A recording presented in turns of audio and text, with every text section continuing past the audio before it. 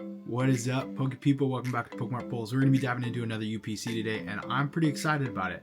As a collector, I will say UPCs are probably my favorite thing, and I'll explain why. But before we get too far, I want to go ahead and say thank you to everybody who's already liked and subscribed to the channel. If you haven't, feel free to hit that subscribe button down below. You can also hit the like. It helps our channel grow. We're on our way to grow, become bigger, do some cool stuff. We like doing this, so we're going to keep doing it, and we'd love for your support along the way.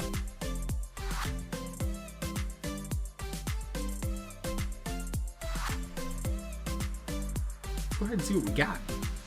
All right, so we're going to be diving into the Terapagos UPC today. I'm pretty excited about this. I know that I am once again late to the game on this UPC. I'm kind of late to the game on UPCs in general, and this is one that a couple reasons I'm excited. I've already seen some of the content in these boxes, and I'm really excited for some of the energies that you're going to get here, because I like to put a set of energies in every master set at the very end that I collect, and these ones are probably some of my favorite. I think they look absolutely fantastic. So I'm gonna go ahead and rip into this bad boy, get all the plastic off of there, and now let's go ahead and open it up. So this is gonna be a little tricky, so I don't have the best top-down view for something like this. I'm gonna kind of open it to the side so y'all can see this with me, but you go ahead and slide this sleeve off, and then you've got the wonderful, beautiful Terapagos. I'm gonna hold it to the side here, open that bad boy up, you open it up, and there's the Terapagos, the Lapras, and the Cinderace. See if we can get it to the side there. Actually, we'll go ahead and throw these in the top down. Put this on the table here so you can see those. There is the Terapagos, the Lapras, and the Cinderace there. Those are three beautiful cards. That Cinderace is one of my favorite cards from Stellar Crown, so when they made the gold version, I wanted to jump on this all the way there. So you do get a Terapagos deck box with this. Flip this over here. You do get a Terapagos deck box with this. You do get a three-piece kind of presentation set, so you can put your three greatest pulls, or you can put maybe like an evolution set to go through here as well. Now this is something that was stumping a lot of people, but when you look at it, I don't think it's that complicated to figure out. I think this just sits right in here like that. So that just sits right in there, nice and easy. Kind of leans up against the backside and goes there. So we'll go ahead and set this to the side. I'll probably end up giving that and this to my son, so he can kind of display some of his cool cards. Then you do get the Terapagos coin, you get the Terapagos die, and then you get the damage markers, which you get with everything. We've got the Terapagos playmat, which we'll go ahead and set with all of our other playmats. Here is what I was excited for. So this right here, go ahead and pull these out. And then of course you get a ton of packs, and this is why I love UPCs, and I'll explain in a little bit, but you get a ton of packs to open up right here as well. So go ahead and set the packs to the side. That's going to be the fun part. But this is what I was really looking forward to. The crystallized version of these holo energies right here are absolutely fantastic. They just look beautiful. They are a really awesome presentation where you've got the different colors and angles all through there.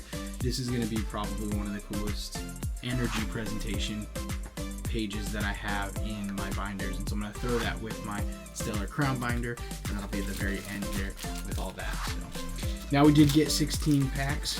We'll go ahead and put through the packs. We got 2 Stellar Crown, 2 Twilight Masquerade, 1 Paradox Rift, 1 Temporal Forces.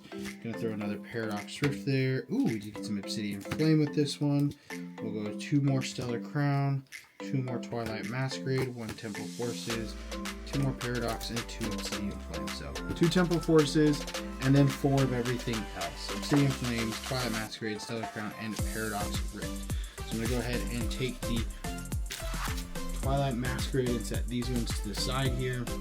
I'm gonna go ahead and open up the Stellar Crown, the Paradox Rift, and the Temporal Forces, and we'll save the Obsidian Flames just in case we don't get any hits like with our last UPC, we didn't get hardly any hits, but we did get some good cards to fill out some sets. So that is one thing I love about this. Before we get too far though, I want to go ahead and open these up and dive into these. And I don't know what the best way to do this would be. There we go. Pull the Lapras out the top right there. Go ahead and pull the Cinderace right here. And then we'll go ahead and get that Terapagos right there. So one thing you didn't get with this set, this UPC, which I was kind of bummed, and I wasn't expecting anything because I'd seen openings, but you didn't get a metal card with this UPC. So you do get this beautiful Terapagos EX right here. So this is the promo version of it right here. You've got the gold Cinderace. There is not a gold version in the Stellar Crown. There is a rainbow version of this, but there's not a gold version, so this gold is pretty cool. And then there's not a gold version of the Lapras either, so you get a gold promo version of this right here. So I'm gonna go ahead and take these 3 cards, and we're gonna go ahead and set them up here to the side. And now we can go ahead and start opening some stuff. So as I said in the beginning, UPCs are some of my favorite things to collect. One, I really like the metal cards that come in most of the UPCs. This one, unfortunately, we don't have a metal card to go with. But I do personally really love collecting those metal cards. I think they're fun. I think they're cool. So hopefully they bring them back with future UPCs, Dark Energy. But the other reason I like them is because you get a really good amount of packs. And with the, oh, hey, and right off the bat, we've got a hit. First pack magic. Thank you very much. That is wonderful. Way better of a start than we had last time. So first pack magic, gonna go ahead and right there, that Orthworm EX, set that up to the top right there. That is just beautiful, making sure we got the one trainer on the side right there, and then we'll get the rest of the Pokemon in there as well. So that is a just wonderful first pack magic we get right there. We get a it's not even just like, it's not a regular EX either. So we do have an illustration rare EX that is absolutely beautiful. Loving that Orthworm, or I guess full art, not illustration rare. We have the full art Orthworm EX right there. So that's a pretty sweet one to go through. But the reasons I love the UPCs, putting this up on camera, gotta remember that, is because you get to fill, you get a lot of electric energy, you get a lot of packs, and you get to fill Briar. Some sweet sets. Ooh, Fossil, semi-holo, and we'll put Iron over there. You get to fill a lot of sets, and you get a lot of cards to fill sets in as well. So, ooh, this one's actually got, you can see a press. That's the downside to some of this, is all that pressure weight in there. If this were going to be a super, hopefully that's nothing crazy fancy in there, because that pressure is going to leave an imprint on that card for sure.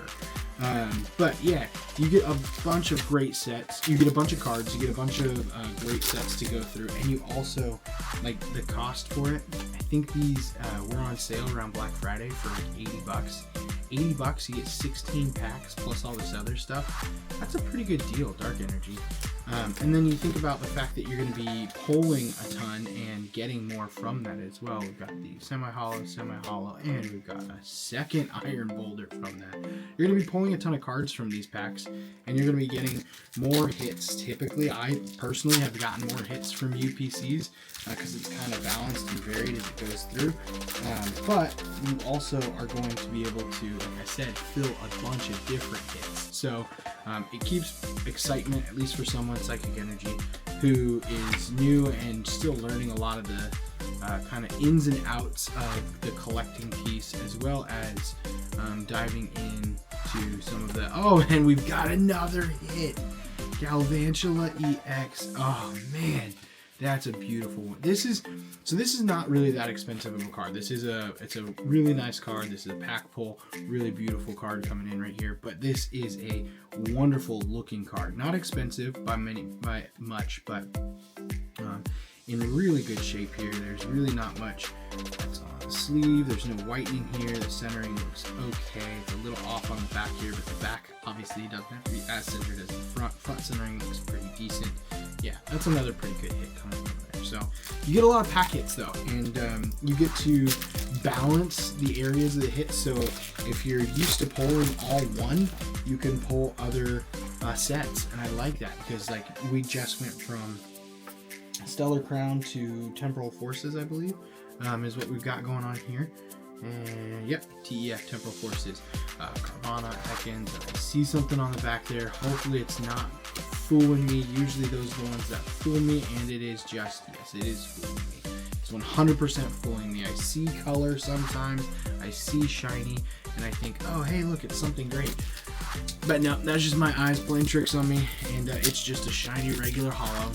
Nothing fancy about it by any means. But that Carvana though, to open it up, is one of my favorite cards. I really love that Carvana artwork and the Sharpedo artwork. I actually, over to the side, put one of the Sharpedos in one of these little sets, and I have this set over to the side over here because I really love this like astral artwork. This reminds me of, for any of you Pokemon, or sorry, comic book nerds out, this reminds me of like Silver Surfer Jack Kirby illustration from back in the day when Marvel was fantastic. That reminds me of some like Jack Kirby, Thor, Silver Surfer illustration. It's super psychedelic, pretty sweet. Absolutely love the way that looks and turned out. And I see something. We've got a Wug Trio. That is fantastic. This is one I do not have. Super stoked. Another hit coming in on this one right here. Oh man, I'm gonna set that to the side. Make sure we get all of the trainers out of there. Let's go ahead and grab another sleeve. So we're looking at about one every 3 to 4 packs is what we're looking for a hit, and that's a really nice Wug Trio. Terra Pokemon, you can see that it's got a really nice sheen to it, really good color on the back and front. We've got really good centering, got a little bit up there. I wonder if that's the sleeve or if that's the card. Looks like that might be the card right there. So not worth grading 100%. Even if it is, it's not that expensive of a card, but still a beautiful card in that near mint condition. Not gem mint, but near mint condition. So that's the big difference right there that we're looking at, is people will send in near mint cards hoping to get gem mint quality in their return, but near mint is different than gem mint. So if you send in a near mint card and it comes back a 9, that's pretty average. That's kind of what you would expect. Ooh, I actually need this. I'm gonna put this in my deck, so I'm gonna set this to the side. Wug Trio, and we got an H-Slash. All right, so we go ahead and put these 2 semi-holos and put our reverse holos, put those ones over to the side. Diving into Paradox Rift now. Yes, diving into Paradox Rift now. So I am horrible at opening packs. I don't know how.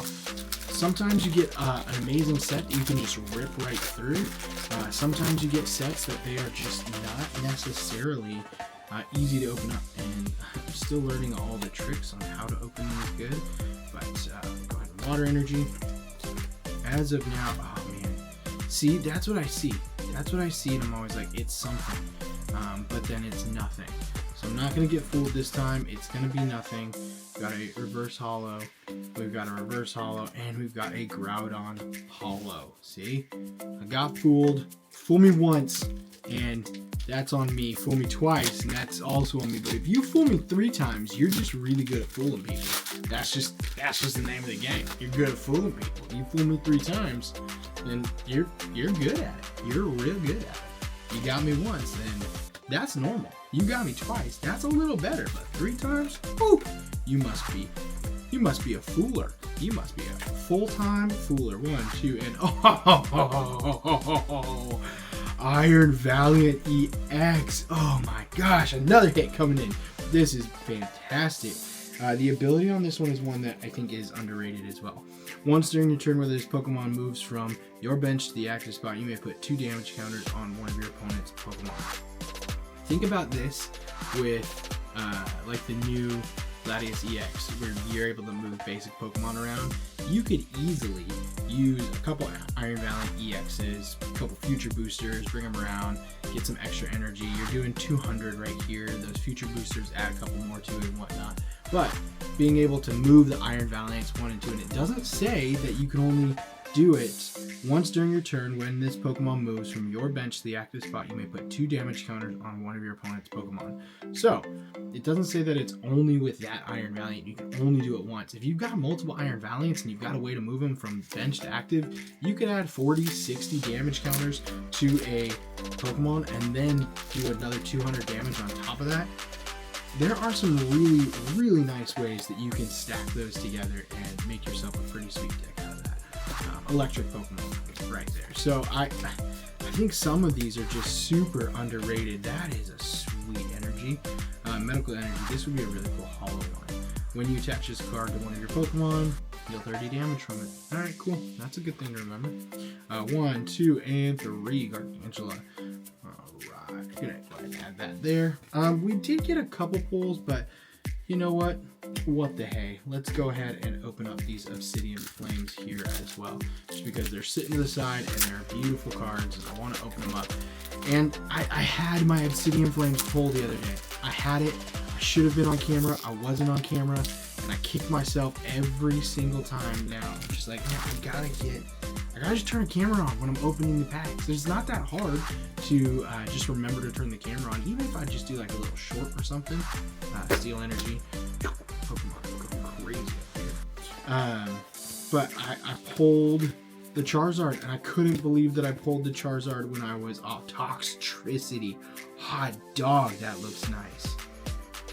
That is just a regular rare. That's not even like a hyper rare or anything, but that just looks good. I really, really want a nice Toxtricity deck.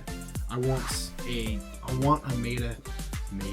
a meta deck with Toxtricity. Toxtricity is one of my favorite Pokemon. Low-key Toxtricity too. One of my favorite Pokemon. And just, man, I want him to be stronger. I want to be able to... That's my goal, is to make some decks around Pokemon that you don't typically see decks with. The Sharpedo would be cool. That's gonna be a hard one to build a deck around. I'm just gonna throw that out there. That's not really gonna beat anybody. But Fire Energy. So it's gonna be hard to do some of those things that I'm wanting to do with that. But you know, I can make it work. I can have some fun with it and try and get something together to beat. We've got Crabrawler, we've got Sandalwood, and we've got an Entei. Entei, one of the ancient dogs. Man, that's back. That takes me back a while. Entei used to be my go-to on the Pokemon game, and that was always my starter Pokemon. Not my starter. After you finish and you create your like 6 that you walk around with, Entei was always in my first spot. So Entei's not my starter. You always don't start with Entei, but Entei was always in my first spot. I have a thing for fire Pokemon. If you haven't been able to tell with all the Charizard talk that I have and chasing some of the Charizard and playing my Charizard deck, I have a thing for. Oh! Thank you very much. Here we go. Illustration rare Poppy.